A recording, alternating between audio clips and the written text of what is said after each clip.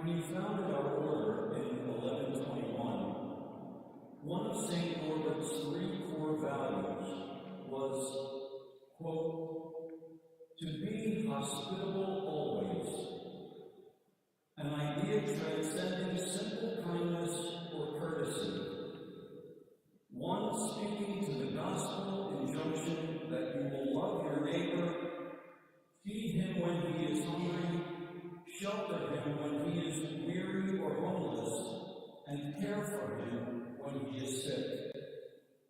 So says author Thomas Kunkel in his 2019 book, now familiar to many of us, Man on Fire, The Life and Spirit of Norbert Zandi. Hospitality of the sort that transcends simple human kindness or courtesy is a core value of Norbert and his charism to this day. And it is this level of hospitality that is very much in the spotlight and at the issue in our readings today. But why was it that the rich man saw Lazarus in the arms of Abraham?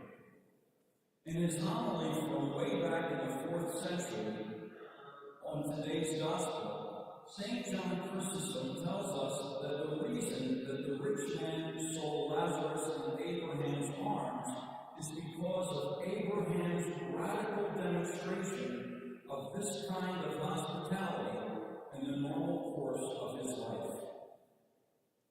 Chrysostom tells us that Abraham would pursue even passers-by and drag them into his home. It seems that complacency, as stated in the first reading from the book of the prophet Amos, is the opposite of this level of hospitality. In fact, Merriam-Webster defines complacent as, quote, marked by self-satisfaction, especially when accompanied by unawareness of actual dangers or deficiencies, unquote.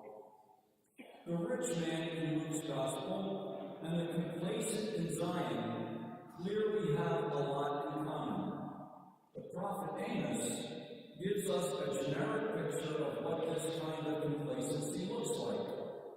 They lie upon beds of ivory and anoint themselves with the best oils, though they are not made ill by the collapse of Joseph, a reference to Samaria and the northern kingdom. However, Luke gives us a very specific example of the dangers inherent in the lack of awareness that is characteristic of complacency. The rich man literally misses the poor man Lazarus, covered in sores, lying at his door. It seems that the root of the sin in complacency is having one's nose so high in the air, he or she or me or you even think to look down to see the brother or sister that they are about to trip over. Friends, we have often heard of the essential, non-negotiable nature of forgiveness and reconciliation in regard to the gospel and the Norbertine tradition. It seems to me that the hospitality so epitomized by Abraham and shockingly missed by the rich man are of the same essential, non-negotiable nature of both the Norbertine tradition and the gospel of Jesus Christ. So the question for me and you today is, where do I fall on the continuum of hospitality and complacency? Our gospel reading points to another reality that might be a casualty of complacency, and that is the reality that our actions in this life have everything to do with our experience in eternal life, and we will be in eternity a lot longer than we are on earth. How tragic for the rich man who sees the errors of his ways only after he dies, when he sees the comfort and security being enjoyed by Lazarus in the arms of Abraham, and how he yearns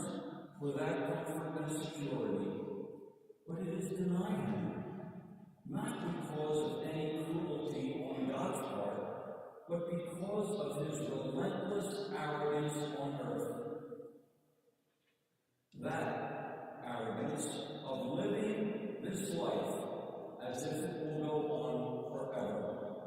It just strikes me that this is a very reasonable picture for what hell might be like. That is, to be able to see heaven and all of its glory, but be relentlessly separated by an impenetrable, invisible shield.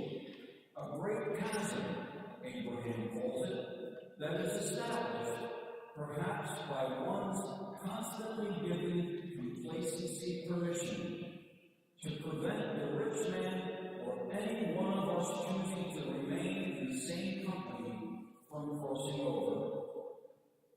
The tragedy of the rich man is even compounded for him when he begs Abraham to intervene on behalf of his brothers, who are destined for the same eventual torment. They will not be spared. Again, not because of a vengeful, bloodthirsty God, but because they are blind to the signs all around them. They will not listen to Moses or the prophets, neither will they be persuaded should one rise from the dead. That is stunning. What a way for the rich man to find out that indeed sin carries with it its own penalty. And sin, in its truest sense, is committed when we know what the right thing to do is, have the ability to do the right thing, but just turn up our nose at it and do the opposite. And the penalty for that is not because we have an unforgiving God. No, not at all. It's because we consciously opted out of even entertaining the possibility that we might need God's forgiveness or the forgiveness of one another. Brothers and sisters, like the signs of the times were present to the rich man and his brothers, so the signs of the times are present to us today.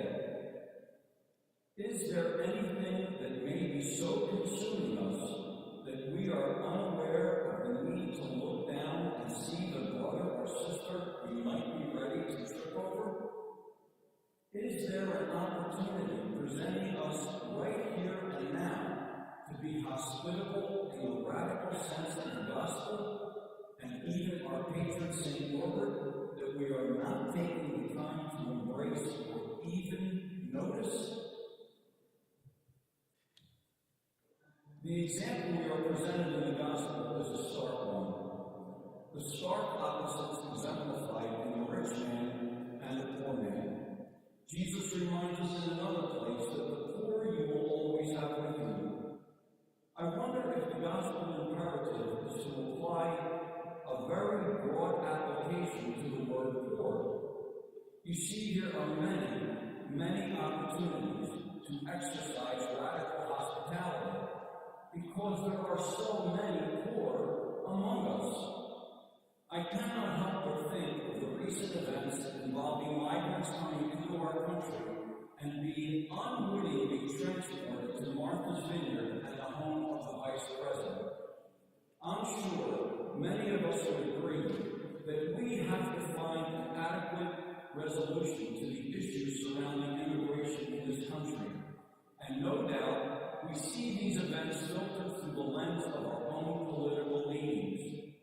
But for we Christians, there has to be a filter that tempers and is the manager of our Democrat or Republican stance. And that is the convictions rooted in the gospel of Jesus Christ.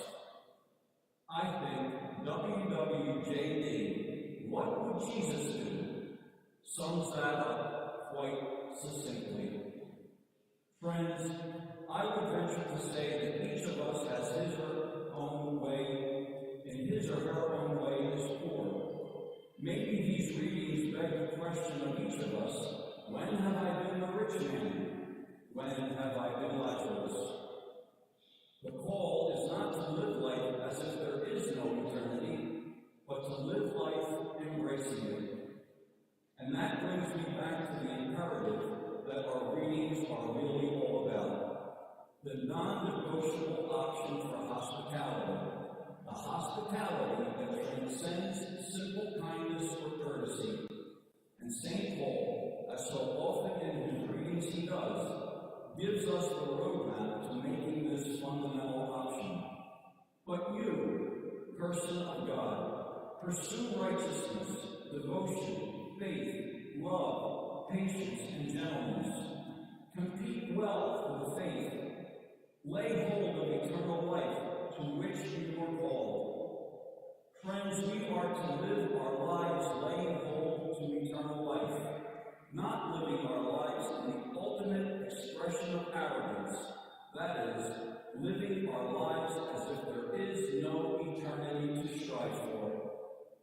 I don't know about you, but I would like to be by Abraham's side when I die, rather than spending eternity in a constant state of yearning and never being able to attain the heavenly banquet I can see on the other side.